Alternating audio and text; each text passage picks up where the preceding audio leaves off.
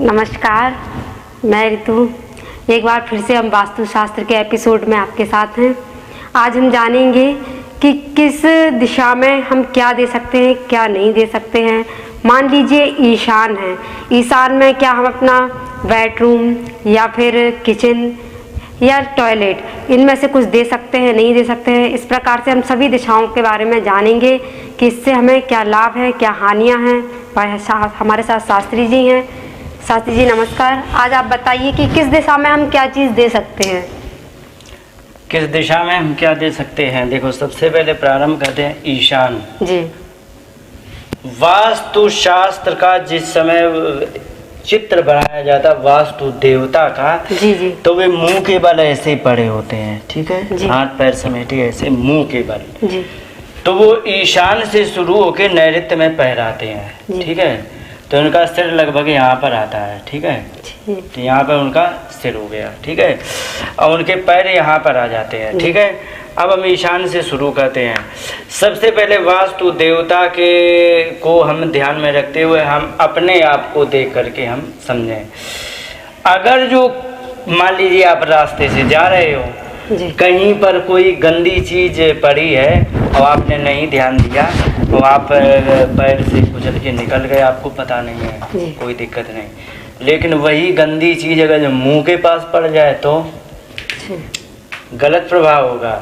और वही यदि आप मंदिर से जा रहे हैं, वहाँ से कोई बढ़िया हवन यज्ञ की वो आती है, तो ऊपर से ही महक का हमें अंदाजा होता है। सारे सेंसर हमारे ऊपर लगे होते हैं, महक का, दृष्टि का, सुनने का, जिसको हम श्रवणेंद्र, वो ज्ञानेंद्रियाँ जो होती हैं, ज्ञानेंद्रियों को यदि हम आज की भाषा में बताएं तो एक तरह से सेंसर होते हैं हमारे।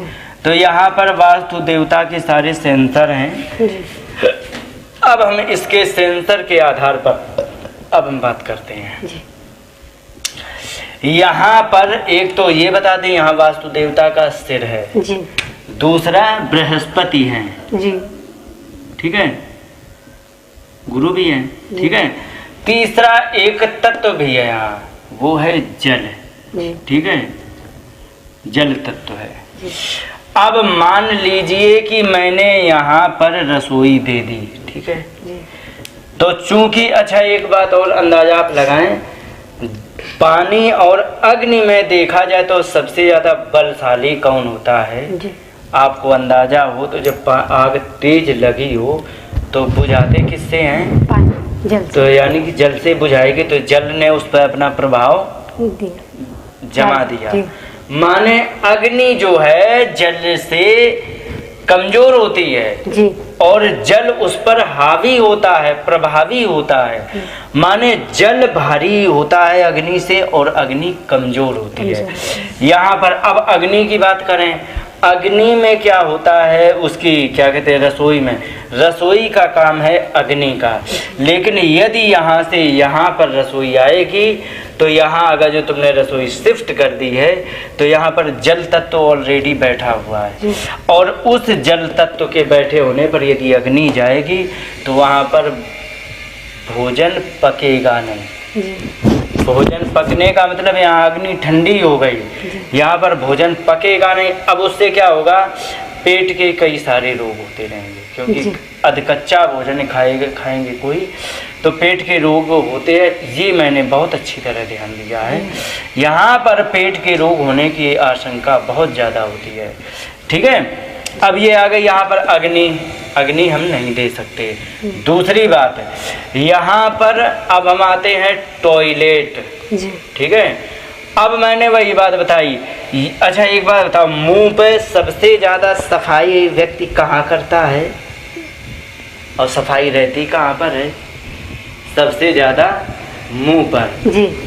तो मुंह पर सफाई रहती है, तो उसमें क्या होता है कि इसमें जब सबसे अधिक जब मुंह पर सफाई रहेगी तो यहाँ पर जी हम गंदगी करेंगे तो मुंह पे हमारा बहुत बुरा असर पड़ेगा जी।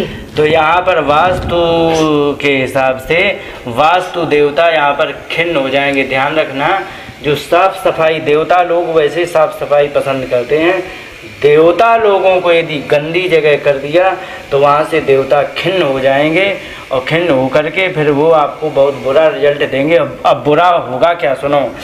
ये है देवताओं का क्षेत्र।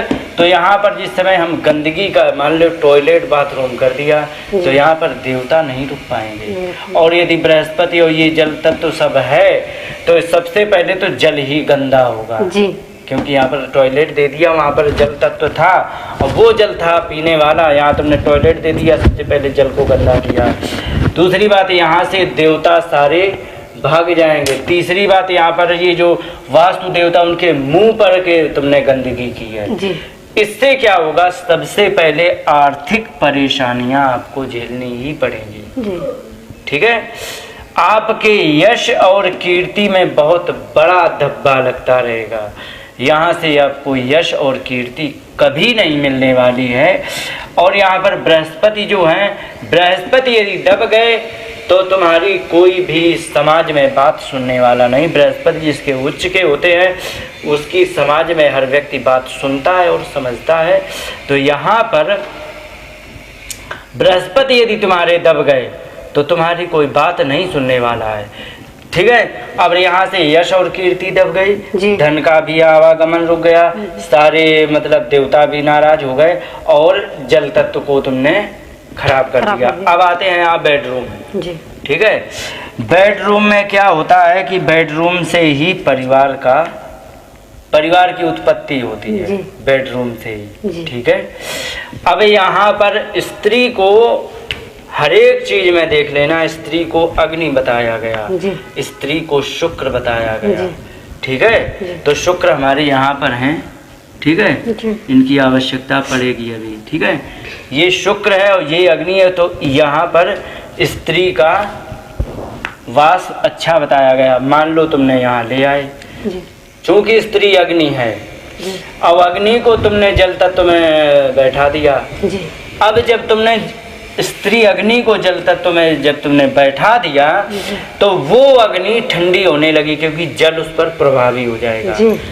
वो अग्नि यदि ठंडी होने लगी तो सबसे पहले पति पत्नी में आपको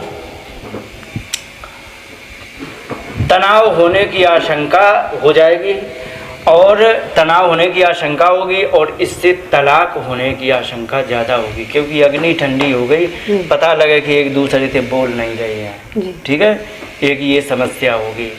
ठीक है, अब यहाँ पर बाई चांस मान लो तलाक नहीं हुआ, बोलचाल भी है, मान लो ऐसे ग्रह नक्षत्र हैं जो एक दूसरे राशियों में ग्रह है, जैसे कि शुक्र है और ये बुध है। शुक्र बुध आपस में एक दूसरे को आकर्षण करते, बुध भले ही ध्यान ना दे शुक्र पर शुक्र बहुत प्रेम करते हैं, इससे ये होता है।